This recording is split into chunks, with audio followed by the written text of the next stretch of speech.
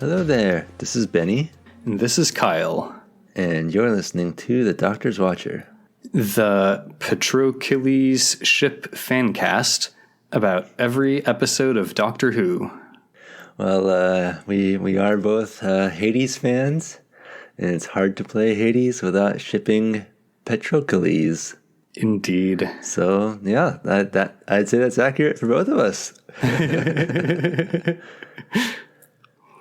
It's interesting because I was actually going to start this episode by talking about Hades. What I was going to say was that, I've been thinking about turning on God mode, and I was playing it recently, and I was thinking, I'm going to do it. I've made my decision. So I haven't actually turned it on yet. I'm going to finish this run, and then I'm going to turn it on, but I am saying it here now on this podcast so y'all can hold me to it.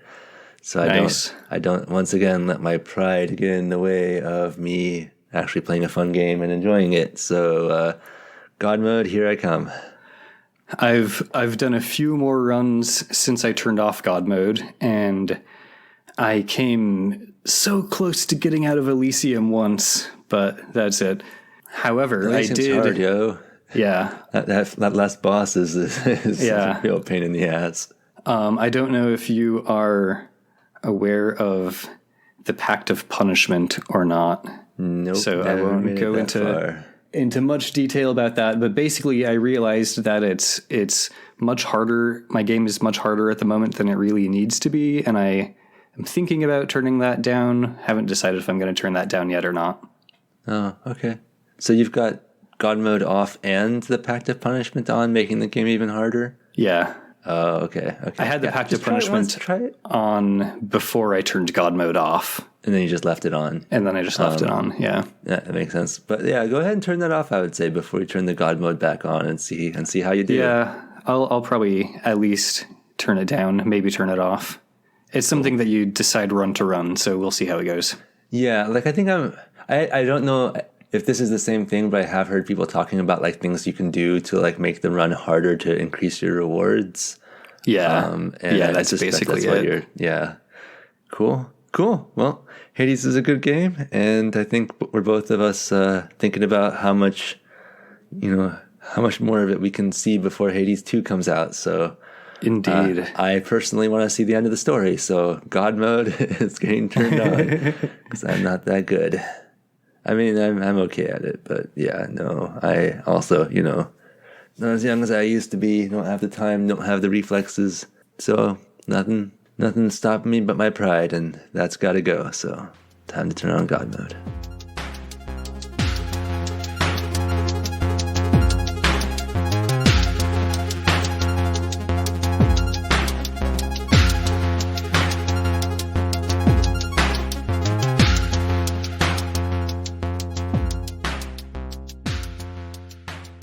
So, to change the topic to our more usual topic on every single episode instead of just most episodes these days, this is actually a pretty exciting episode of Doctor Who for me, and I've not mentioned this to you off mic, Benny. I'm telling you here now for the first time. I don't know what Kyle's about to say. that I've been looking forward to this episode because...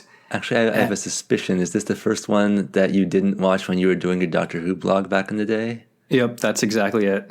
I knew it. Or I didn't know it, but that's what I thought it might have been. Yep. Yeah, I had that blog back in the day, and I stopped doing it. I didn't really stop. I just didn't continue doing it after Mission to the Unknown, basically, and... This episode is the first episode that I had never seen before watching it for this podcast. Wow. Cool. Well, sometimes we're on the same wavelength, Kyle.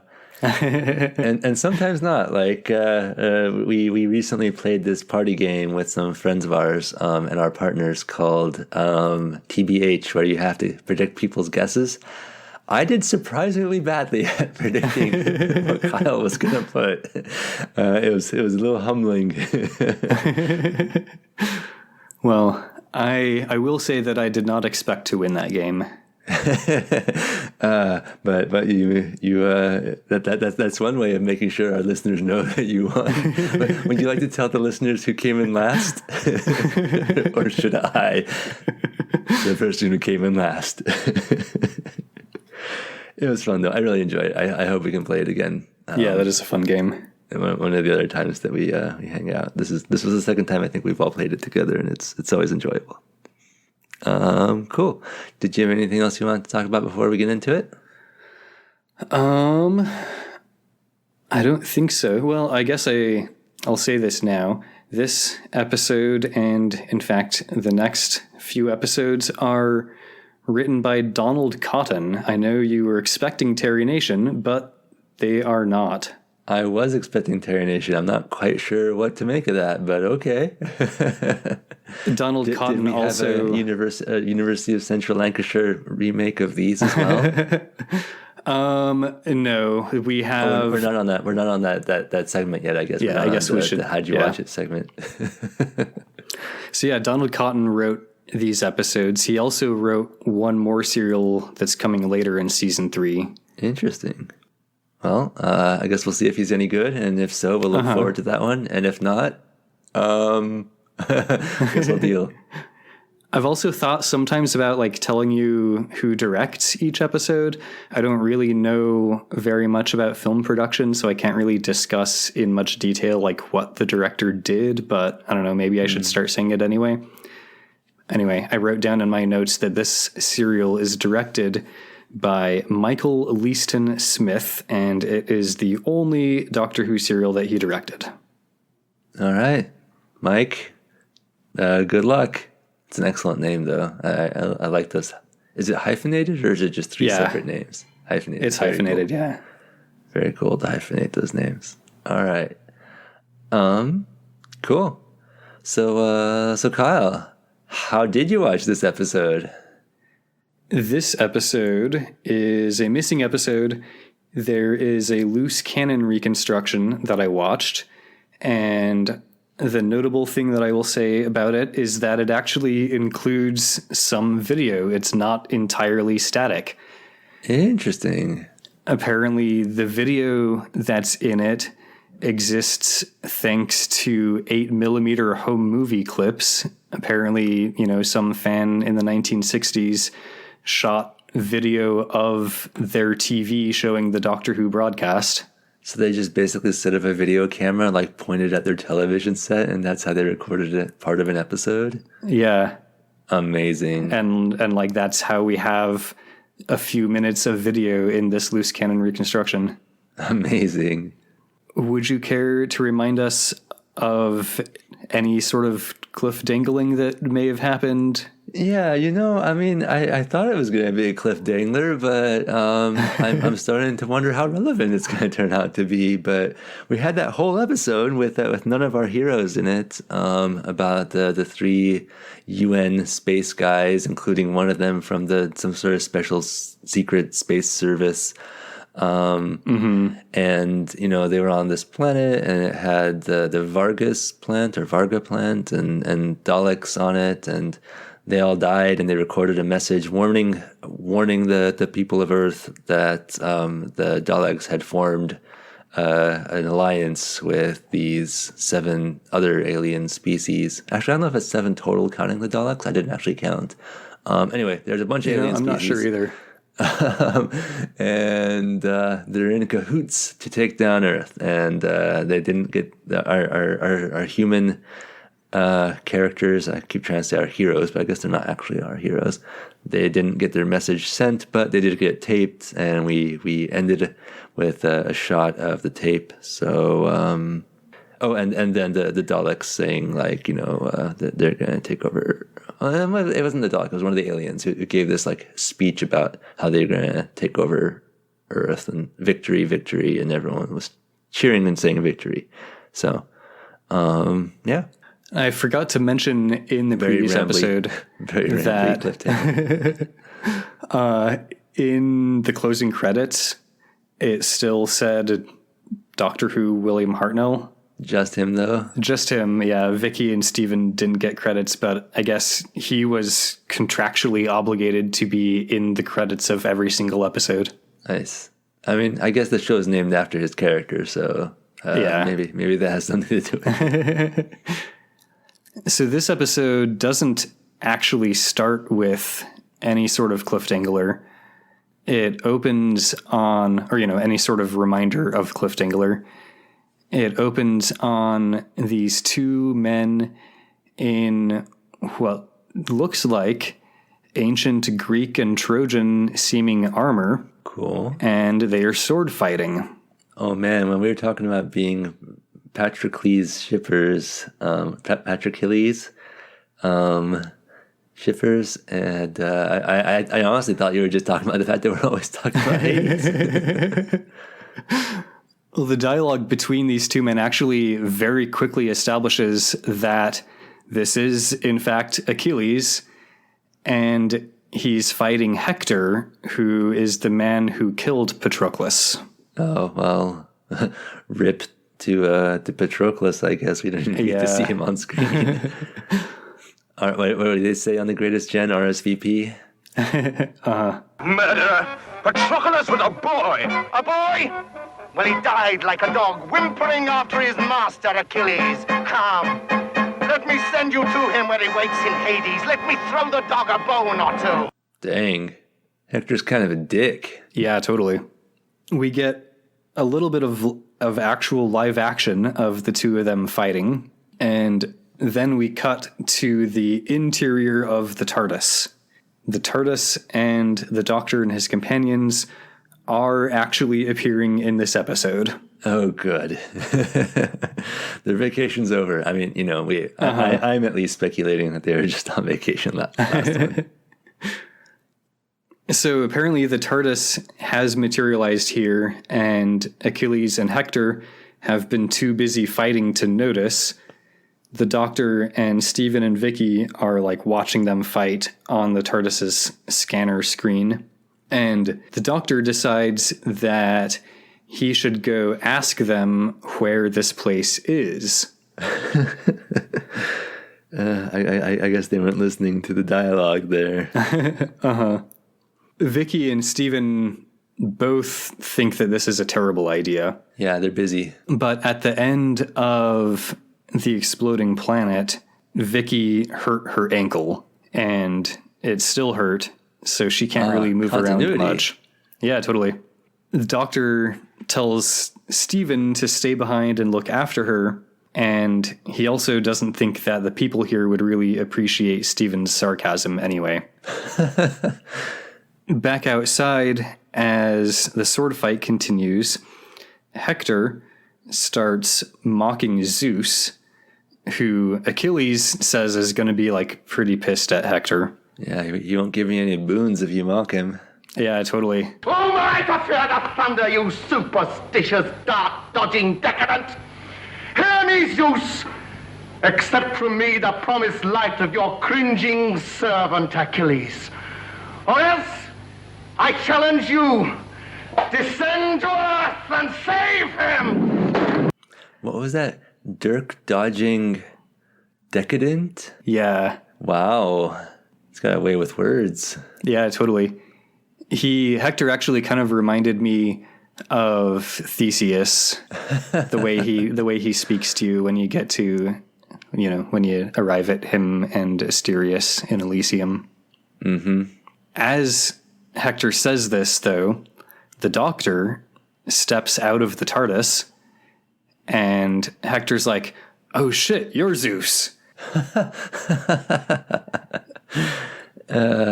And yeah, as Hector kneels in front of the Doctor, Achilles runs him through. Nice. The Doctor's like, "Well, I guess I'll ask you then." Stop! You must not kick a man when he is down. You have killed this poor fellow. Yeah, so there's no point in kicking him too. So the Doctor and Achilles chat for a minute. It becomes pretty clear that Achilles agrees with Hector. He thinks that the doctor is Zeus, and the doctor's basically just like, cool. Well, good to meet you. I'm going to head back into my temple, meaning the TARDIS. Mm-hmm. And Achilles stops him from entering the TARDIS and basically tries to get him to help the Greeks out. Achilles serves under General Agamemnon, and they are currently like 10 years into laying siege to Troy, and it's really not effective. Mm-hmm. Vicky and Steven are watching this conversation happen from the TARDIS interior on the scanner. I think they've got the volume turned off because they're just watching. And they watch as Achilles leads the doctor over to a nearby ridge. And Steven decides that maybe he should go find some period-appropriate clothing, just in case. He's like, yeah, looks like we're going to be doing a whole serial here. Mm-hmm. Achilles and the doctor are at this ridge. They're looking out over the city of Troy in the distance. And as they're looking out over Troy, another Greek soldier shows up and basically starts ripping on Achilles for various things. And it turns out... I just killed Hector, like, have some respect. This is Odysseus. Well, Odysseus, we're 10 years in, it's time for you to start having ideas. Uh-huh. Achilles shows him Prince Hector's dead body, and Odysseus is like, oh, cool, you showed up here, like, as he was dying? Oh, man. No Achilles respect. is like, no, dude, fuck you, I met him for combat. And Odysseus is like, oh, cool, so, like, you chased him until he fell from exhaustion? And Achilles is like, no, dude, fuck you, we actually fucking fought. I like, killed him. Oh, and you definitely didn't kill him while he was distracted by this old dude right here? Uh-huh. It's like, all right, well, you got me there. He does actually tell Odysseus that Zeus showed up and intervened in this fight. And, you know, like that basically helped him win, helped him kill Hector. And that Zeus is still here listening to Odysseus's mockery. And the doctor pipes in. Oh, yes, I find it most interesting. Doctor. But Odysseus doesn't actually seem to believe that the doctor is Zeus. Interesting that we have just like straight up mythological figures being presented as historical on this show. Yeah. I mean, why not, I guess. Hey, if Star Trek TOS can have Apollo, then that's true. They had Doctor Who can have Achilles and Hector and Odysseus. I'm pretty sure modern Doctor Who had Robin Hood. All right, there you go. This podcast is amazing. Amazing. The emissaries from the 7 planets will arrive as arranged, and we will tell them all about this podcast. Tell your friends. Tell your friends. Write a review and leave it with a 5-star rating. We obey. We obey. Odysseus sees the TARDIS, and he heads over to start checking it out. Steven, inside the TARDIS, wants to head out to help the doctor, but Vicky tells him not to leave, and instead she gives him something and tells him to hide behind the door with it. It was unclear from the dialogue and also from the loose cannon reconstruction visual what she gives him, but according to the action subtitles in the loose cannon reconstruction, it was a spanner. Interesting. I was kind of wondering if like maybe we're not supposed to know yet, and then like, you know, when he jumps out and clocks someone with it, then we'd find out. But yeah, I'm glad that the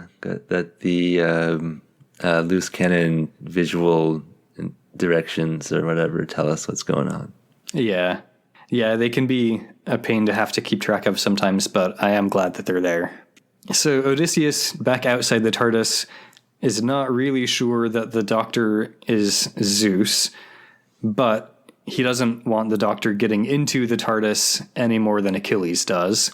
He wants to take the Doctor back to Agamemnon's camp and maybe hear some stories about Aphrodite, but the Doctor won't tell any. I refuse to enter into any kind of vulgar bawdry. Well, at least he knows who Aphrodite is. So Odysseus has a couple of soldiers take the Doctor away. Stephen, who is wearing like basically a tunic now, decides to go after the Doctor. But wait, Vicky hasn't given you your ancient Greek haircut yet. She learned from Barbara. Vicky wants to go with him, but he won't let her. He says that she needs to stay behind and rest her ankle. He basically tells her not to open the TARDIS doors until she sees him and the Doctor return on the scanner, and then he leaves. Man, I'm going to say right now, I hope Vicky has something to do this episode. Yeah, that's a good thing to hope for. All right. We cut to the interior of a pretty fancy tent where General Agamemnon is telling his brother Menelaus that he drinks too much. Have a little dignity. Try to remember that you're my brother, can't you? One of the reasons I drink, Agamemnon, is to forget that I am your brother. Another is this ridiculous Trojan expedition. We've been here for 10 years. I want to go home. Dang, dude. That was a pretty low blow against your bro. Menelaus, I think I'm saying that name right. I think so. That's how I've heard it said. I am not an expert, though, so listeners, feel free to write in. I've done zero research on how to say his name, and that is the amount that I intend to do. He reveals that he doesn't actually care that much about getting Helen back. It wasn't the first time she'd allowed herself to be abducted. I can't keep on going off to the ends of the earth to get her back. It makes me a laughingstock. She's only the hottest woman of all time. I mean, wait. Agamemnon tells him that they wouldn't have to be fighting this whole fucking war if Menelaus had just killed Paris back in the day. But Menelaus reminds Agamemnon that he challenged Paris and Paris wouldn't accept. Alrighty. Agamemnon basically tells him to just challenge somebody else, like maybe Hector. And just then, Achilles bursts into the tent and tells him that Hector's dead. Nice. And Agamemnon's like, shit, that was a good idea. Achilles also tells Agamemnon all about Zeus showing up. And at first, Agamemnon's like, IDK about that. But when Achilles tells him that Odysseus took Zeus prisoner and is bringing him here to the camp, Agamemnon's like, shit, what if it actually is Zeus? Yeah, I don't know if they thought this one through. So he orders Odysseus to be found and brought to him. We cut out onto the plains where a Trojan soldier approaches the TARDIS and leaves like this flat round disc leaning up against it, just like on the ground. It's a disc that's like several inches in diameter and has a horse on it. And yeah, he just like leans this horse disc up against the base of the TARDIS, and then we cut back to Agamemnon's tent, where Odysseus shows up with his prisoner, the Doctor. The Doctor starts complaining to Agamemnon about Odysseus. This mountebank Odysseus appears to be a law unto himself. He makes fun of his guests and laughs at Zeus. That is true, and he hasn't lied yet that he's Zeus. Whether he is Zeus or not, Odysseus did laugh at Zeus. I like how the doctor's first instinct when meeting certain major historical figures is to complain to them. That's been kind of consistent. It really is, yeah. Karens everywhere look to him for inspiration. I like the doctor too much to respond to that, Kyle. Agamemnon is still not really convinced or not sure whether the doctor is actually Zeus or not. Mm-hmm. So the doctor decides to drop some supernatural knowledge on him. Agamemnon is like, cool, do it. So the doctor tells Agamemnon that his wife is unfaithful to him. Odysseus basically starts laughing and says that everyone but Agamemnon and Menelaus know that. And Agamemnon points out that they can't really verify whether it's true anyway, whether or not it would be supernatural knowledge. The doctor basically tells them that they're close to winning the war, and Agamemnon wants to know how close since it's been 10 fucking years. The doctor basically points out that if he is Zeus and they kill him, that'll probably cost them the war. And Agamemnon's like, yeah, but if you're a Trojan spy and we don't kill you, that'll probably cost us the war. All right, seems legit. Yeah. Reasonable line of reasoning there. Yeah, I thought that was pretty good logic on both of their parts.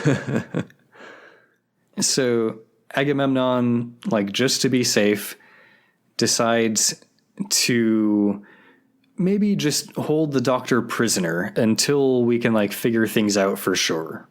Okay. The doctor, of course, complains about being held prisoner, but Agamemnon tells him to chill. A reverend rest. You must not be offended. We shall enjoy the benefit of your experience and your advice, and in return you will enjoy our hospitality. And he offers the doctor a ham bone from the feast that he's sharing with his brother. Just the bone with no meat on it? Well, I'm going off of the subtitles and the transcriptions and whatnot, so... Gotcha. I read ham bone somewhere, so that's what I said. I'll assume it had a little meat on there, or else that would be kind of especially given what he had just said. I would assume that he's trying to feed him. Yeah, presumably. So we cut to a little bit later. It's dark outside now, and Stephen uses the cover of night to sneak into the Greek encampment. He avoids sentries as he goes. We're back into, like, you know, playing Hitman at the start of the level before you've triggered the alarms and you're actually still trying to be hidden and stuff. Mm-hmm. But what Stephen doesn't know is that a man with an eye patch is spying on him. And you gotta watch these people with eye patches. They tend to be kind of untrustworthy. I will add, as a caveat, in fiction, especially fiction for kids. Especially fiction for kids from the 1960s. But also kind of in general. Yeah. I mean, both. They're either evil or they're cool, or both. Or both. So Odysseus meets up with the eye patch guy, calls him Cyclops. Cyclops communicates to Odysseus through sign language Cool. that Stephen is here and possibly dangerous. And Odysseus manages to sneak up behind Stephen and grab him. Dang it. Stephen claims that he's just a lost traveler, nothing to worry about. But Odysseus is like, nah, you're probably Apollo, and drags him into Agamemnon's tent. Stephen continues to insist to Agamemnon now that he's really just a traveler. Agamemnon and Odysseus debate whether he might be a Trojan spy, until Odysseus basically just ends up asking the doctor, who I guess he is now treating as Zeus, he asks Zeus if Stephen is a spy, and the doctor's like, I do not know, and I do not care. Thanks, Doctor.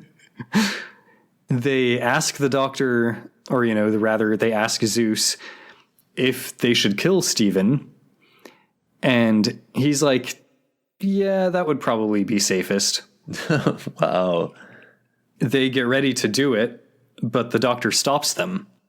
Would you stain the tent of Agamemnon's with a Trojan's blood? I claim this man as a sacrifice to Olympus. Bring him to my temple in the plain, with sunrise in the morning, and I will show you a miracle. Your temple, huh? Uh-huh. You mean that the rectangular blue one with the windows? The miraculous disappearing temple. Yes. What was this episode called? Something about a temple. The Temple of Secrets. Temple of Secrets. Wow, we've got some of those. Uh-huh. He says that the miracle he'll show them is that he will strike Stephen with a bolt from heaven. So, they're kind of excited about that. But just then, 2 guards drag Cyclops into the tent. Odysseus basically claims responsibility for him and explains that he can't speak. For once he spoke too loud for comfort and stammered all night, but he speaks to me. Dang. I mean, that's a pretty raw line right there. Yeah. So, as it turns out, Odysseus explains, or, Cyclops explains to Odysseus, who then explains to us. It's probably going to be pretty difficult to bring Stephen to Zeus's temple tomorrow because it has disappeared. Uh-oh. The doctor just kind of looks out into the distance as the camera cuts back out onto the plains to where the TARDIS used to be, but all we see is the round horse disc on the ground as the words, "Next episode, small profit, quick return," appear on screen.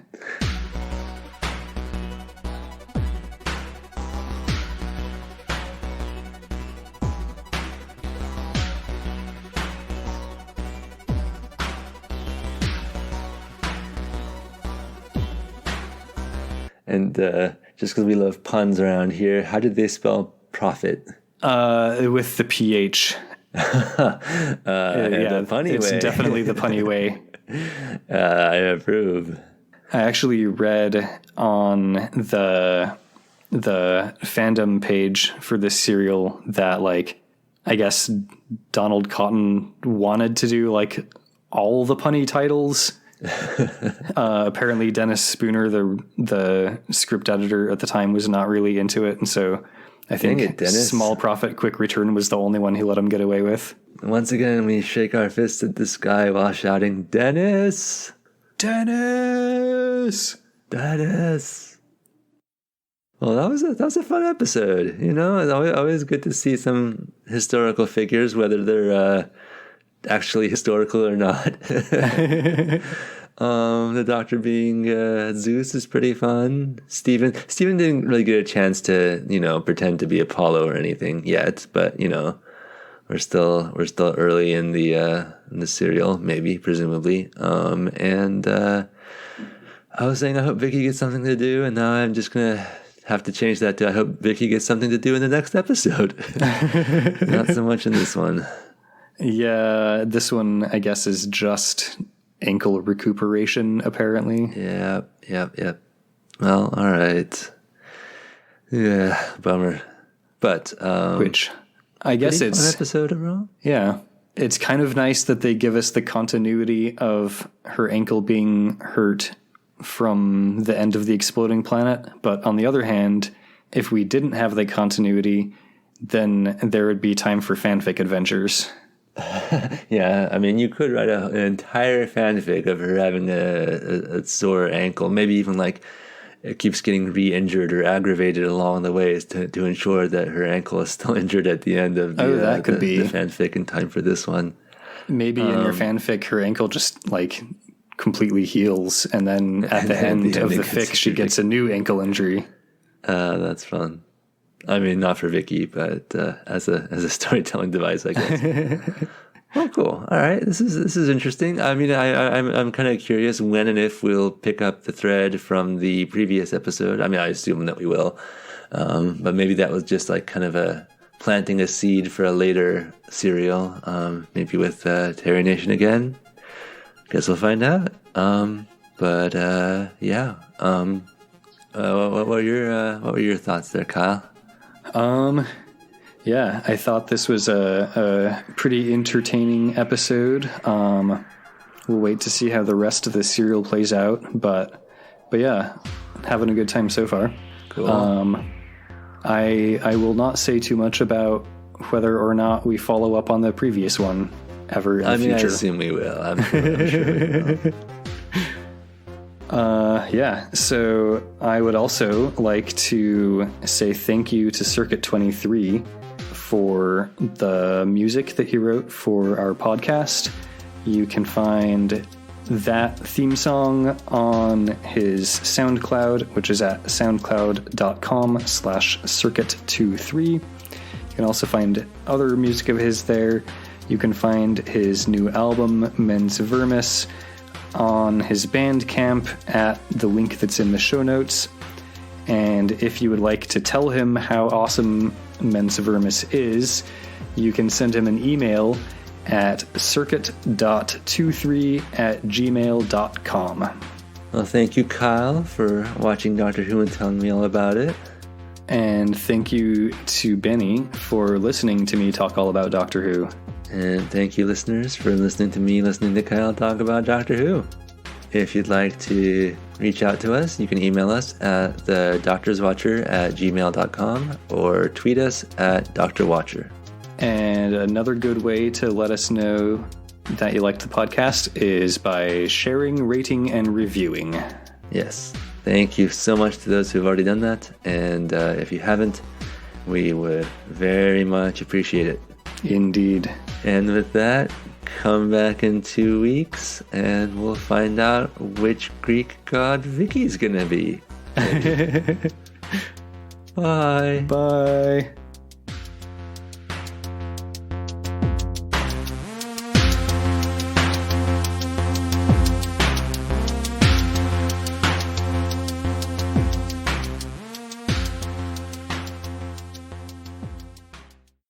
If I am not a god, how do you account for my supernatural knowledge? Knowledge of what? I could tell you one or two things that might surprise you. Huh? Name one. Your wife, for instance, is unfaithful to you. What? Everyone knows that. I never heard it. Everyone that is except you and him, of course. Silence! I will not have my wife's name bandied about like that. Besides, we have no way of checking on your slanderous assertions. Divinely inspired or no? What do you advise? Then treat me with honor and return me to my temple before I really become angry.